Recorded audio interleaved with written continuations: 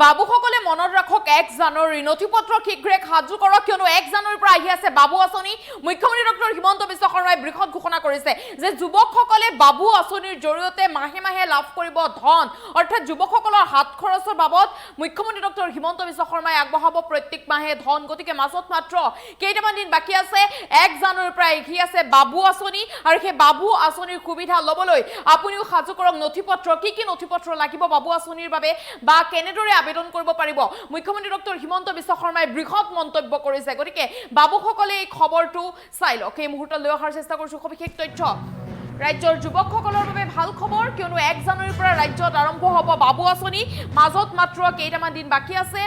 বাবু আঁচনিৰ জৰিয়তে যুৱকসকলক দিয়া হ'ব অগ্ৰাধিকাৰ যুৱকসকলে মাহে মাহে লাভ কৰিব চৰকাৰী ধন চৰকাৰৰ পৰা বৃহৎ সকাহ বা সুবিধা লাভ কৰিব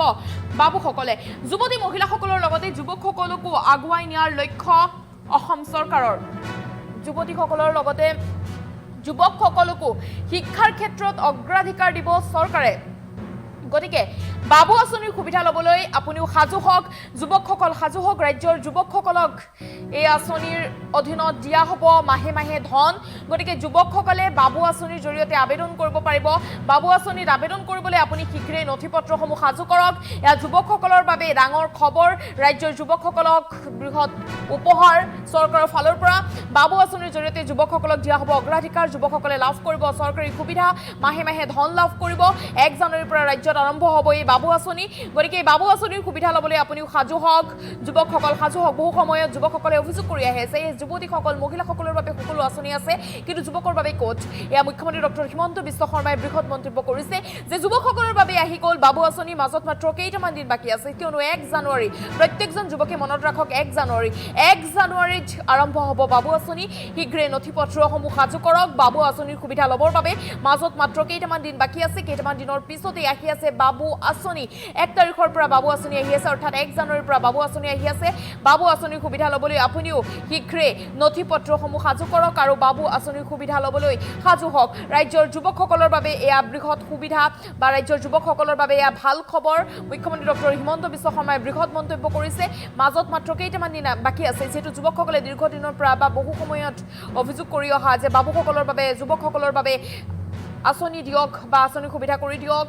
আৰু সেয়া যেন অৱশেষত সকলোৰে আশা পূৰ হ'বলৈ গৈছে মাজত মাত্ৰ কেইটামান দিন বাকী আছে 1 জানুৱাৰীৰ পৰা বাবু আঁচনি আহি আছে বাবু আঁচনিত আপুনি আবেদন কৰিব পাৰিব বাবু আঁচনিৰ সুবিধা ল'বলৈ 1 জানুৱাৰীলৈ আপুনি অপেক্ষা কৰিব লাগিব মুখ্যমন্ত্ৰী ডক্টৰ হিমন্ত বিশ্ব শৰ্মাই উল্লেখ কৰিছে কেনেদৰে ক'ত আবেদন কৰিব লাগিব কি নথিপত্ৰ লাগিব বাবু আঁচনিৰ বাবে মুখ্যমন্ত্ৰী ডক্টৰ হিমন্ত বিশ্ব শৰ্মাৰ মন্তব্য আছে এই মুহূৰ্তত মন্তব্য আগবঢ়াইছোঁ যতে যাওঁ তাতে আজিকালি ল'ৰাবিলাকেও কয় যে মামা নিযুত বাবু আঁচনিও আমাক লাগে গতিকে 1 জানুৱাৰীৰ পৰা আমি ছাত্ৰসকলৰ বাবেও আৰু এটা ভাল আঁচনি আনিম যাতে তেওঁলোকেও পঢ়াত অনুপ্ৰেৰণা পাব পাৰে অৰ্থাৎ আমাৰ চৰকাৰখনৰ লক্ষ্য হ'ল যে অসমত আমি এটা এডুকেশ্যনেল এনভাইৰনমেণ্ট বা শৈক্ষিক পৰিৱেশ এটা নিৰ্মাণ কৰিব লাগে মই যতে যাওঁ তাতে আজিকালি ল'ৰাবিলাকেও কয় যে মামা নিযুত বাবু আঁচনিও আমাক লাগে গতিকে 1 জানুৱাৰীৰ পৰা আমি ছাত্ৰসকলৰ বাবেও আৰু এটা ভাল আঁচনি আনিম যাতে তেওঁলোকেও পঢ়াত অনুপ্ৰেৰণা পাব পাৰে অৰ্থাৎ আমাৰ চৰকাৰখনৰ লক্ষ্য হ'ল যে অসমত আমি এটা এডুকেশ্যনেল এনভাইৰনমেণ্ট বা শৈক্ষিক পৰিৱেশ এটা নিৰ্মাণ কৰিব লাগে মই যতে যাওঁ তাতে আজিকালি ল'ৰাবিলাকেও কয় যে মামা নিযুত বাবু আঁচনিও আমাক লাগে গতিকে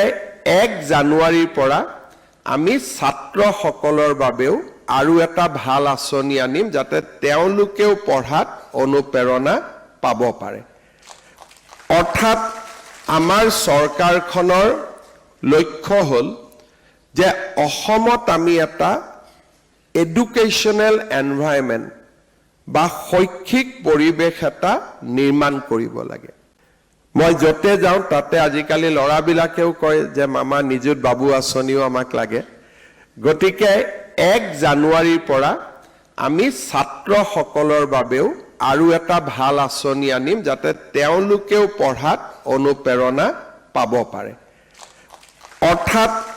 আমাৰ চৰকাৰখনৰ লক্ষ্য হ'ল যে অসমত আমি এটা এডুকেশ্যনেল এনভাইৰনমেণ্ট